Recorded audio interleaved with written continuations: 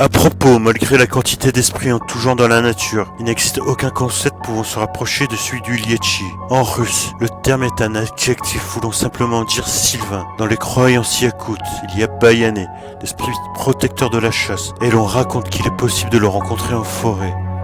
Il y a une tonne de légendes à ce sujet, mais cette description ne correspond pas vraiment à celle du Lietchi. Il possède un rang plus élevé. Le mot sylvain, dit Ataji, était utilisé en Yakoutie pour parler des ours. Il est possible que le concept du Lietchi ne soit tout simplement pas utile à leur mythologie, étant donné que tous les endroits, chaque recoin de la forêt, le moindre montagne, le moindre étang, tout possède un esprit protecteur correspondant. Il faut préciser qu'ils ont par essence un sale caractère et qu'ils peuvent sévèrement punir le voyageur qui ne respecte pas les règles de l'endroit où il se trouve, parfois même physiquement. Il est par exemple strictement interdit en Yakoutie de prononcer à voix haute le nom d'un endroit inhabité, si l'on s'y trouve pour la première fois. On dit qu'il s'agit d'une grave insulte envers l'esprit protecteur de ce lieu. Vous trouvez sans doute ça drôle, mais quand j'étais petit, mes parents ont bien failli m'en coller une pendant un trajet, car je n'arrêtais pas de lire les panneaux de signalisation portant le nom d'un endroit. Même de nos jours, il s'agit d'une règle d'or. Si vous l'enfreignez, tout le monde vous regardera bizarrement. Je me serais d'ailleurs sans doute moi-même regardé bizarrement. C'est une chose de se moquer des campagnards un peu idiots, assis confortablement dans son appartement. C'est une autre chose lorsqu'on est à 300 km de toute civilisation, dans le fin fond d'une forêt infernale, et que tout peut arriver. Enfin voilà. Bref, les prochaines histoires qui seront publiées auront trait à ce cas de transgression de règles de ce genre. Lorsqu'on se rend sur un lieu considéré comme particulièrement sain en Yakoutie, les routes sont bordées d'arbres auxquels sont accrochés d'innombrables petits objets brillants sans valeur, des pièces de monnaie et même des billets. On en trouve beaucoup sur les routes. J'en ai eu moi-même vu 5 au cours de ma vie. On les appelle les kériaks, des arbres sacrés. Si l'on veut qu'aucune force inconnue ne s'en prenne à nous lorsqu'on traverse ce genre d'endroit, il faut payer la taxe et laisser sur l'arbre un petit objet brillant, une pièce ou un billet. En soi, cette règle n'est plus tellement suivi de nos jours. Même si on ne laisse rien, l'absence de paiement n'entraîne aucune conséquence. En revanche, si on abîme l'arbre ou au pire, si on vole quelques cadeaux, c'est la fin. Il n'y a plus qu'à attendre au déchaînement des forces de ce lieu. La première histoire se déroule vers la fin de la période soviétique. Probablement dans les années 80, un certain patron du rayon, Apollo le Nikolai, était parti en visite dans un rayon voisin à bord d'une gaz de fonction. Encore une marque de voiture. Celle-ci, connue notamment pour ses tout-terrain ressemblant beaucoup au modèle que la marque fournit à l'armée, avec son chauffeur que nous appellerons Ivan. C'était l'hiver, ils avaient roulé pendant longtemps. La nuit était tombée avant qu'ils n'atteignent la ville. Ils avaient profité d'être arrivés dans une clairière pour sortir se dégourdir les jambes. Ils y avaient trouvé un de ces fameux arbres.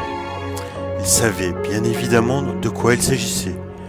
Mais ils ne se sont pas pliés à la coutume et, pour une raison qui m'échappe, le conducteur a décidé de faire sa petite commission sur la racine de l'arbre. Puis, ils sont retournés dans la voiture et ont poursuivi leur chemin en parvendant de tout et de rien, entourés par les ténèbres au point que la route enneigée n'était visible que par le cercle de lumière que formaient les phares. Soudain, le chauffeur s'est aperçu que le bruit provenant du moteur de la gaz avait brutalement changé et qu'il commençait à perdre de la vitesse. Il a enfoncé l'accélérateur. Le moteur a rugi, mais le véhicule arrivait malgré tout à peine à se traîner. C'est à ce moment que Nicolas lui a demandé ce qui s'était mis à dégager une odeur de charogne dans la cabine.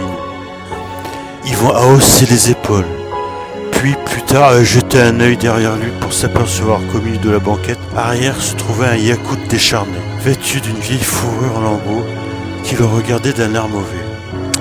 La terreur a figé Yvan, qui s'est rappelé ce qu'il avait fait près de l'arbre. Et puis il a recommencé à regarder droit devant lui vers la route.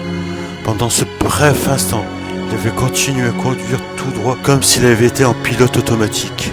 Son patron lui a demandé quel était le problème, mais il a seulement fait un signe de la tête vers l'arrière, et ne pouvant plus articuler le moindre mot.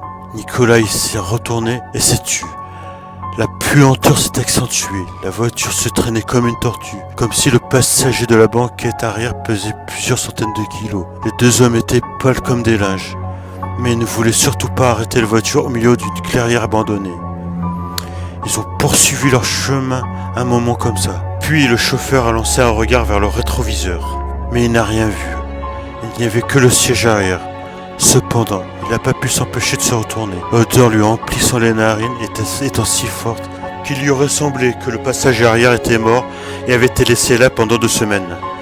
Et de nouveau sentit sur lui le regard acéré des yeux enfoncés. La peur montait en lui alors qu'il se remettait à regarder la route, abandonnant l'idée de se retourner encore une fois. Le chemin s'est poursuivi ainsi pendant 1 heure avant qu'il n'arrive au premier endroit habité. Alors que les lumières des maisons se rapprochaient, le conducteur a senti que la voiture commençait à avancer plus facilement. Rassemblant son courage, il s'est alors retourné pour retrouver une banquette vide. Yvan a laissé échapper un soupir de soulagement, donné un coup de coude à son chef et les deux se sont détendus. Mais la puanteur n'a pas immédiatement disparu. Il a même fallu ouvrir les fenêtres pour qu'elle diminue plus rapidement. Plus tard, ils se sont longuement lamentés sur le fait qu'il faille désormais respecter les traditions pour ne plus jamais revivre une telle horreur.